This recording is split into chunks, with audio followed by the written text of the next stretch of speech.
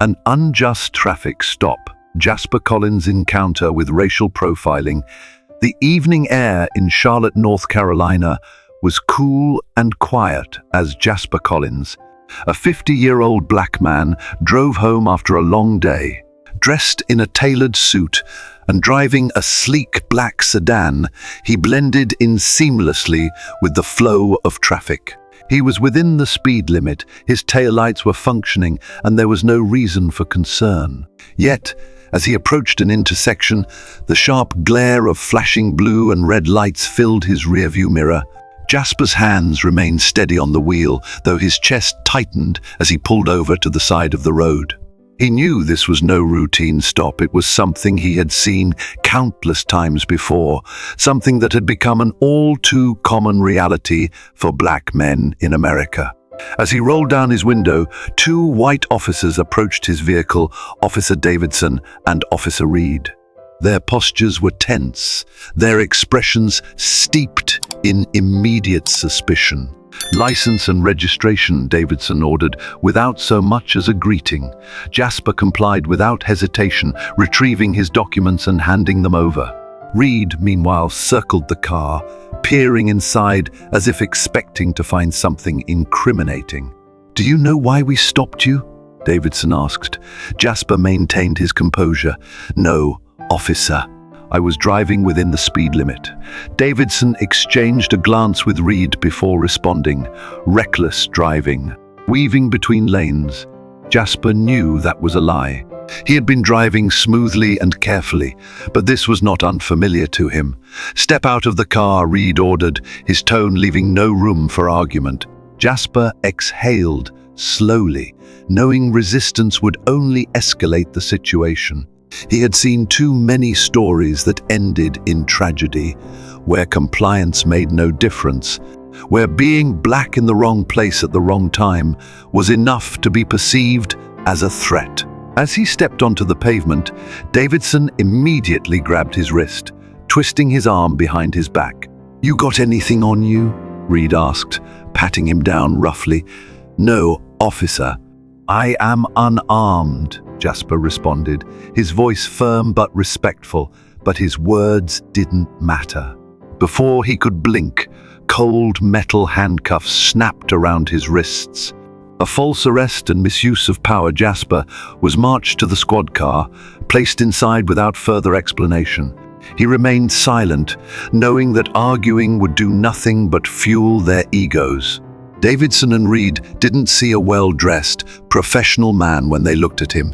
They saw a black man in an expensive car. That was enough for them to assume guilt. As he sat in the back of the squad car, he listened as Davidson casually joked, "What do you think? Dealer? Fraud? Could be a car thief." Reed chuckled, "Definitely something.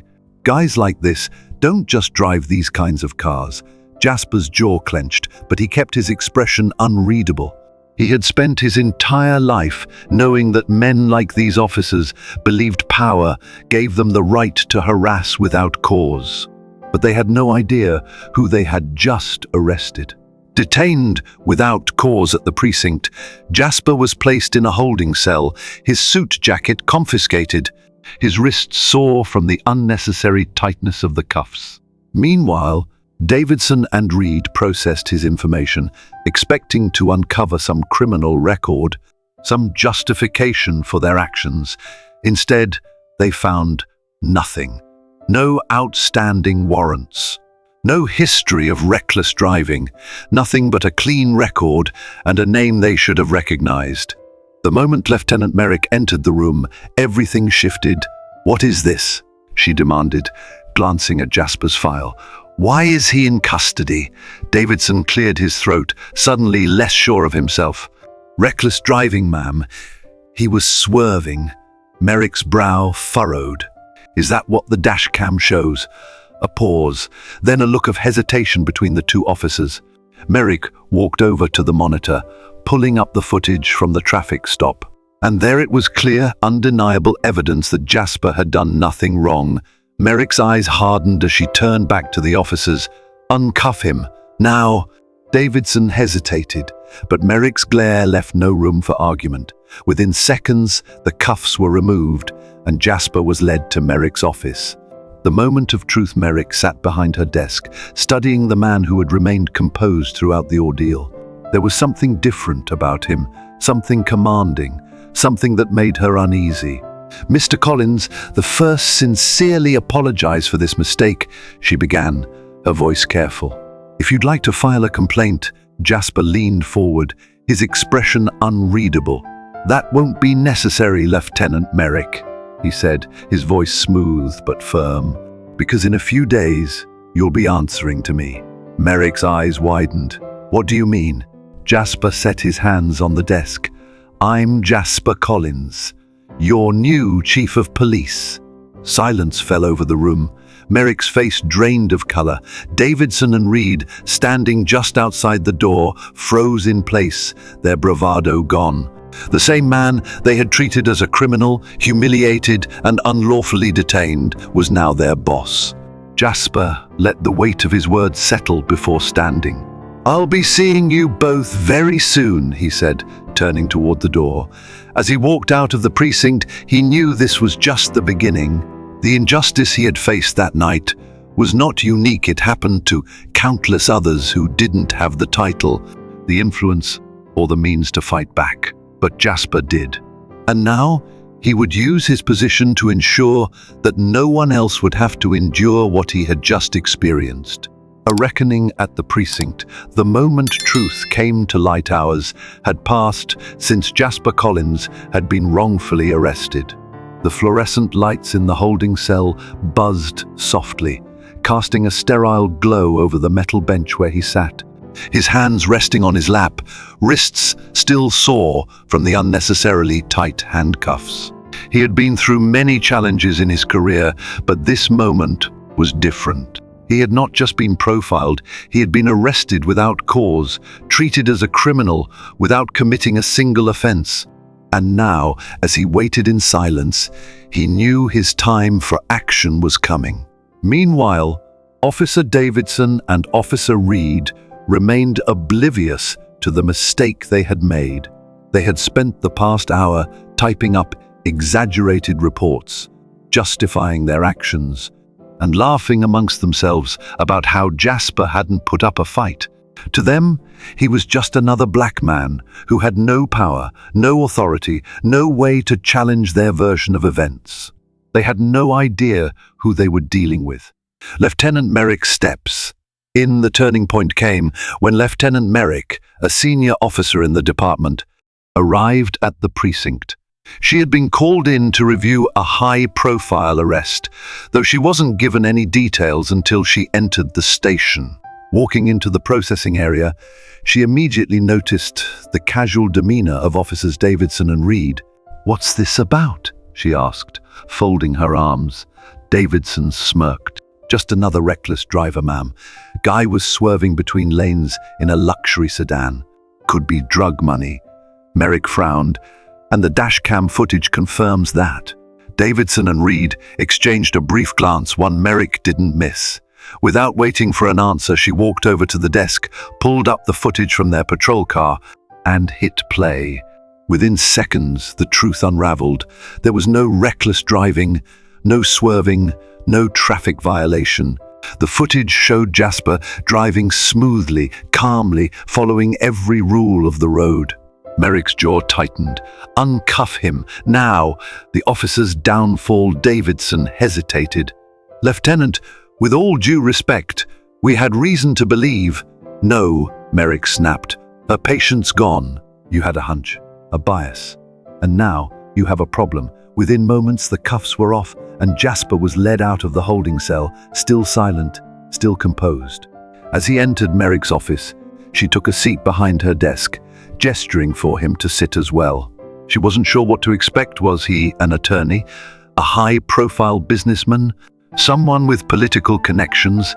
But nothing could have prepared her for what came next.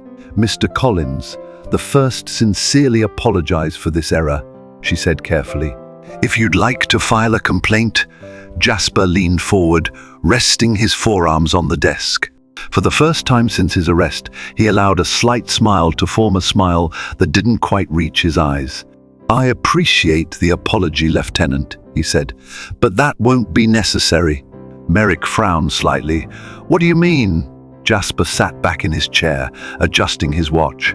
"Because in a few days, you'll be answering to me." Merrick's eyes widened slightly. "Excuse me." Jasper let the moment stretch, then delivered the final blow. "I'm Jasper Collins, the new chief of police." A shocking realization silence filled the room. Merrick blinked, the weight of his words settling in. Davidson and Reed, who had been standing just outside the office, stiffened as they overheard the conversation. Jasper turned slightly in his chair, looking toward the two officers. "You profiled and arrested the man who is about to run this department." Davidson's face drained of color. Reed, normally smug and full of bravado, suddenly found himself speechless. Merrick, regaining her composure, cleared her throat. "Chief Collins, Jasper held up a hand. "You don't need to explain, Lieutenant. The footage explained everything." A heavy silence followed. "I will see to it that this department undergoes an immediate review," Jasper continued. "That includes mandatory bias training, internal investigations into misconduct, and strict accountability for officers who abuse their power." Davidson finally found his voice. "Sir, we didn't know," Jasper stood, buttoning his suit jacket. "That's the problem, Officer Davidson. You shouldn't have to know someone's title to treat them with respect." A new beginning. By the time Jasper walked out of the precinct, word of what had happened was already spreading. And while the night had started as a reminder of the racial bias that still plagued law enforcement, it had ended as something more, a catalyst for change. Jasper had been given a rare opportunity to hold his own officers accountable from the very start. He had experienced firsthand the discrimination many others had endured without the privilege of power to correct it. But now he would ensure that no one else in his city had to suffer the same injustice. His time as police chief would not be about politics or image, it would be about real change. And change was already in motion. The moment of truth. A reckoning for officers Davidson and Reed. The precinct was unusually quiet as Jasper Collins stood in Lieutenant Merrick's office, facing the officers who had wrongfully arrested him just hours earlier. Officer Davidson and Officer Reed, once so confident in their actions, now stood frozen, the weight of their mistake sinking in. Jasper had remained calm, composed, and patient throughout the ordeal. He had seen this kind of racial profiling countless times before black men detained, searched, arrested, all for nothing but suspicion rooted in bias. But today was different. Today, he was not just another man wrongfully profiled, he was their new chief of police. The air in the office was thick with tension as Jasper watched Davidson and Reed struggle to process the reality of their situation. Lieutenant Merrick, normally composed, was visibly uneasy. She had reviewed the footage. She knew what the evidence showed, and now she had to answer for what had happened under her watch. Jasper broke the silence. "I assume you've had time to go over the dashcam footage?" His voice was even, but the authority behind it was undeniable. Merrick nodded. "Yes, Chief Collins. The footage contradicts the officer's report. You were driving safely and within the law." Jasper glanced at Davidson and Reed. "And yet, I was handcuffed, detained, and thrown into a holding cell as if I were a criminal." Davidson shifted uncomfortably. "Sir, we thought that I fit some profile?" Jasper interrupted, his gaze locked onto Davidson's. "That my car was too nice? That I must have been up to no good?" Neither officer responded. Their silence said everything. Accountability in action. Jasper took a step forward, resting his hands on Merrick's desk. "You assumed I had done something wrong before you even spoke to me. You assumed guilt before innocence. And now you realize that you made a mistake, not because I was innocent, but because of who I am. Davidson swallowed hard. We didn't know, sir. Jasper's eyes hardened, and that's the problem. You shouldn't have to know someone's title to treat them with respect. Merrick, sensing the gravity of the situation, stepped in. Chief Collins, the first, take full responsibility for what happened under my leadership. If there's anything I can do, Jasper cut her off. Yes, there is. It starts with accountability. He turned back to the officers. Effective immediately, Officers Davidson and Reed are suspended pending an internal investigation. Their actions were reckless, discriminatory, and unacceptable. Davidson's face went pale. Sir, please, this is not up for debate, Jasper said firmly. You do not get to wield a badge and abuse the power that comes with it. Not in my department. Reed, who had remained quiet for most of the conversation, finally spoke. Sir, understand we messed up, but we were just following instinct. Jasper let out a slow breath, shaking his head. Instinct? No. What you were following was bias. He turned to Merrick. I want mandatory bias training implemented across the department immediately. Every officer, no exceptions. Merrick nodded. Understood, Chief. A statement to the public hours later, Jasper stood at a podium in front of reporters, community leaders, and activists who had gathered outside the precinct. The arrest had already made headlines. A black man, pulled over without cause, detained, and treated like a suspect for simply existing. What the public didn't know yet was who that man really was. Jasper adjusted the microphone, looking out at the crowd. Many of you already know the story of what happened to me last night, he began. But what you don't know is that the officers involved arrested the new chief of police. Gasps and murmurs rippled through the crowd. The reporters leaned forward, eager to capture every word. I was pulled over for nothing. I was detained for nothing. I was treated like a suspect simply because of the color of my skin. He paused, letting the weight of his words settle. But this isn't just about me. This happens to black men and women across this country every single day. And too often, they don't have the title or the privilege to fight back. A young man in the crowd raised his hand. Chief Collins, what actions will you take to prevent this from happening again? Jasper's expression hardened. Change starts now. Officers Davidson and Reed have been suspended and placed under investigation. Effective immediately, this department will undergo mandatory racial bias training, stricter accountability measures, and a complete review of our policing policies. Because if we want to restore trust in this city, we need to start by ensuring that officers are held to the highest standards. The crowd erupted in applause. A woman near the front, holding a sign that read "Justice for All," called out, "Thank you for standing up." Jasper nodded, scanning the faces in the crowd. He saw anger, hope, and most of all, the determination for real change, a new beginning. As he left the podium, Jasper knew that this was only the beginning. Racial profiling, abuse of power, and systemic discrimination wouldn't disappear overnight. But he had the opportunity to use his position to make real change, to ensure that what happened to him wouldn't happen to someone without the power to fight back.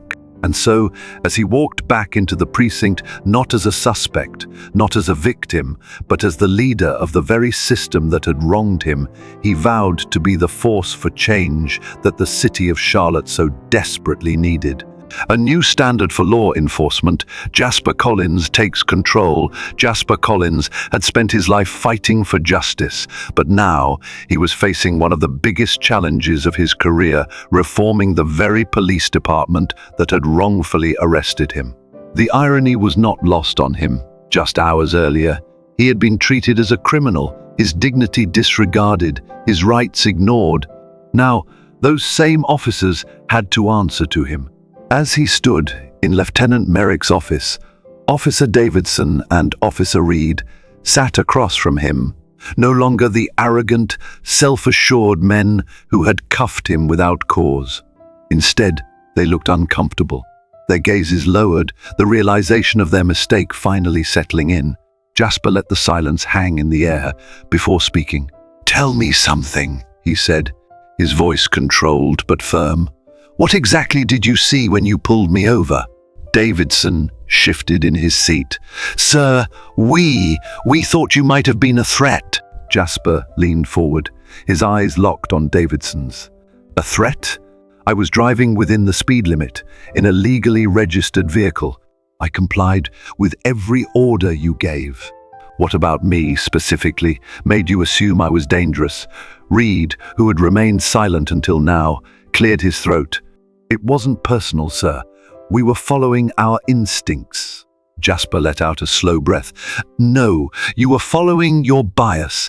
Both officers remained quiet. They had no defense, because there was none. Making an example of injustice, Jasper turned his attention to Merrick, who sat observing the exchange carefully.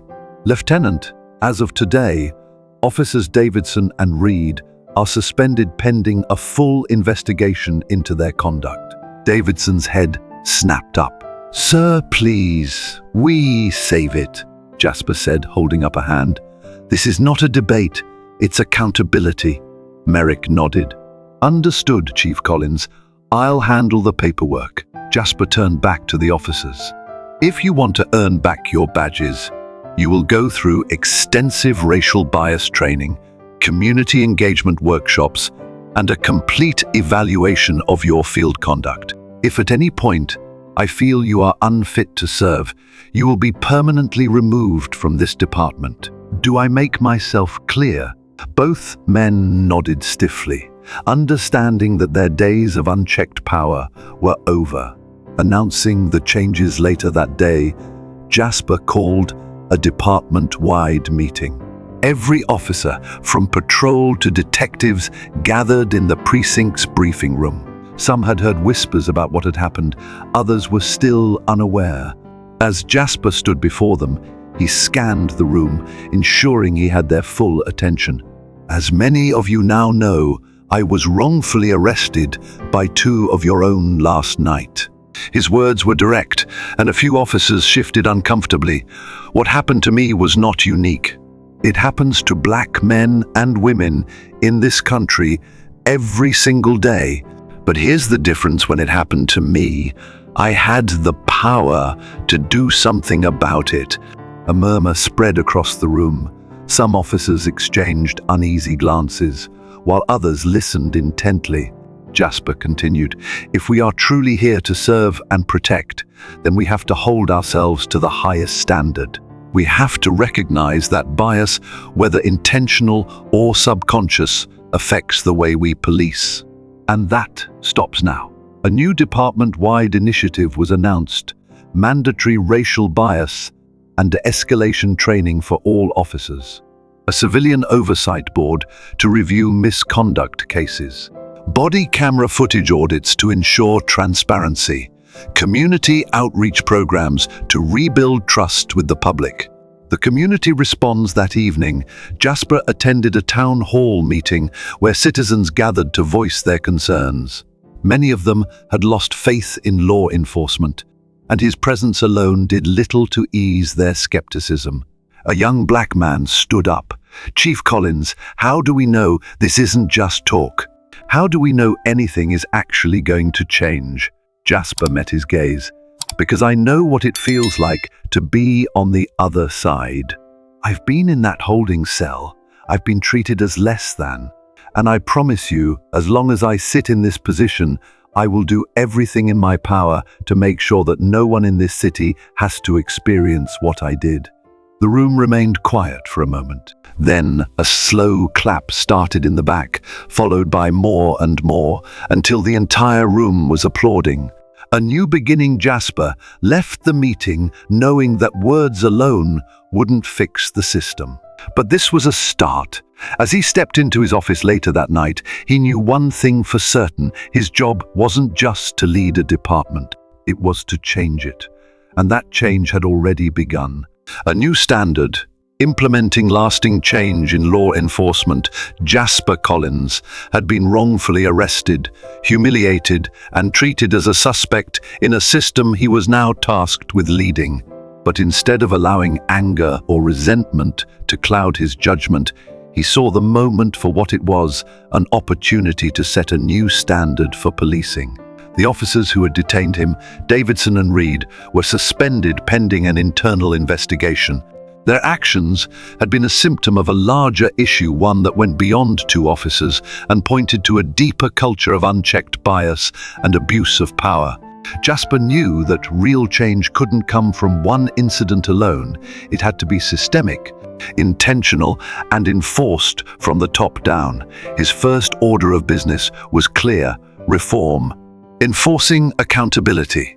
The morning after his town hall meeting, Jasper called a department-wide meeting. Officers, supervisors, and administrative staff filled the room, many of them still reeling from the revelation that their new police chief had been racially profiled by his own department. As Jasper stood before them, his voice was steady, his message firm. What happened to me could have happened to any black man in this city. The only difference is, I had the power to fight back. But what about the people who don't? What about the ones who never get justice? The room was silent.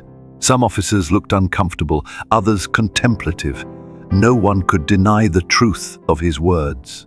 Jasper continued, outlining a series of immediate reforms designed to prevent future incidents of discrimination and misconduct. All officers would be required to complete racial bias and de-escalation training. A civilian oversight board would be established to review all misconduct cases. Body camera footage would be regularly audited for transparency. A zero-tolerance policy for racial profiling and unlawful stops would be enforced.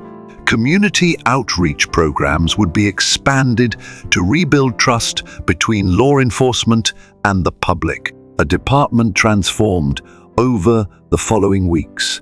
The changes began to take effect. Officers who had once carried unchecked biases were forced to confront them. Those who resisted the reforms were given a choice: adapt or leave. The community took notice. Residents who had once feared law enforcement began attending department-led forums, engaging in dialogue with officers, and participating in reform initiatives.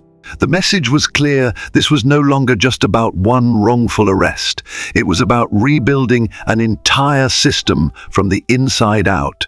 And under Jasper Collins' leadership, that change had finally begun. Rebuilding trust. A new era of policing under Jasper Collins. Jasper Collins had endured one of the greatest injustices that could befall a law-abiding citizen, being wrongfully arrested simply because of his race. But instead of allowing anger to consume him, he turned his experience into the driving force for systemic change. Now, as chief of police, he was determined to use his position to ensure that what happened to him would never happen to anyone else in his city. The challenge before him was immense. Law enforcement and the community had been at odds for years. Trust was broken, and the wrongful arrest of the very man now leading the department had only amplified public skepticism. But Jasper knew that real reform was not just about policies and procedures. It was about changing the culture of policing from within. Implementing structural change, Jasper's first move as chief was to put accountability measures in place that would prevent racial profiling, excessive force, and abuse of power. His initiatives were direct and unwavering: mandatory racial bias and de-escalation training for all officers. No officer would be allowed on active duty without first completing intensive courses designed to retrain how they viewed and engaged with the community. Establishing a civilian oversight board. This independent committee, composed of local leaders, activists, and legal experts, would review cases of alleged misconduct to ensure transparency, reforming stop and search procedures, Officers were now required to provide documented justification for all traffic stops and detentions, ensuring that no one was pulled over without clear legal reasoning. Body camera footage audits, random reviews of recorded police interactions would be conducted to hold officers accountable for their behavior in the field. Community policing initiatives. Officers were assigned to regular neighborhood visits, not to patrol with suspicion, but to build relationships with the people they served. Jasper didn't just implement these policies, he made sure they were enforced. Supervisors were trained to identify and report misconduct. Officers who resisted the reforms were given a choice: either comply with the new expectations or find employment elsewhere. Facing resistance from within, not everyone in the department welcomed these changes. Veteran officers grumbled that they were being punished for the actions of a few. Others claimed that these measures would make it harder to do their jobs. One afternoon, during a private meeting with his top-ranking officers, one senior sergeant voiced his concerns.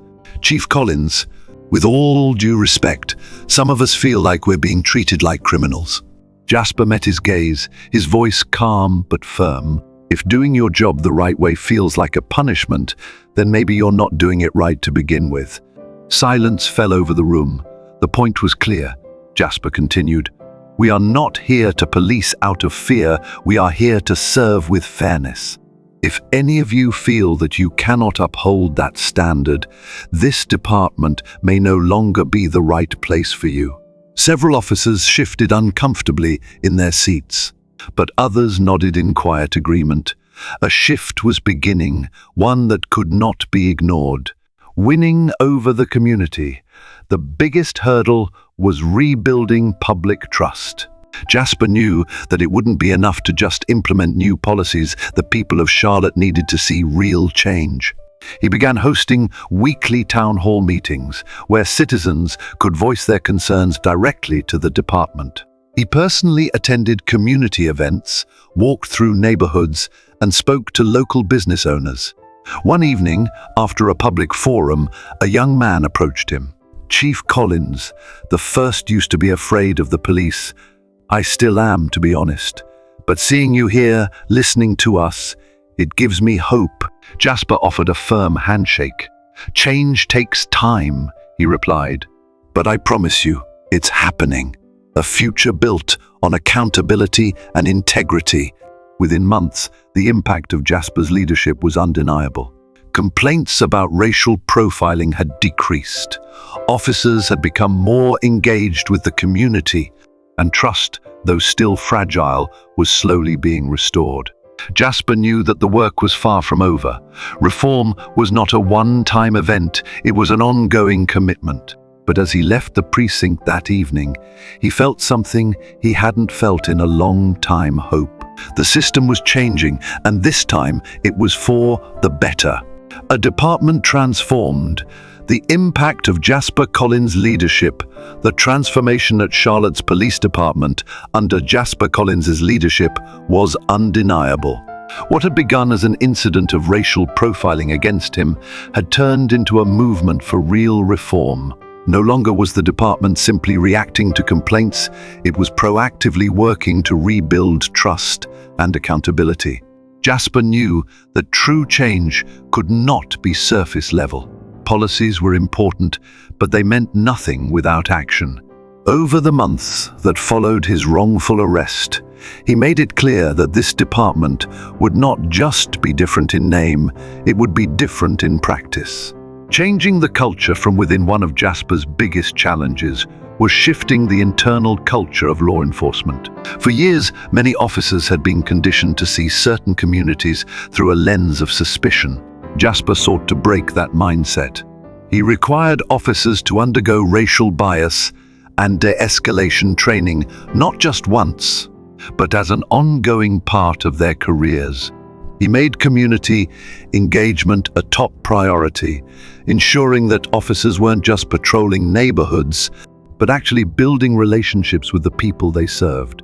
He established a strict accountability system. Officers who abused their power were no longer protected by silence or bureaucracy. Every misconduct claim was investigated thoroughly, and those found guilty faced real consequences.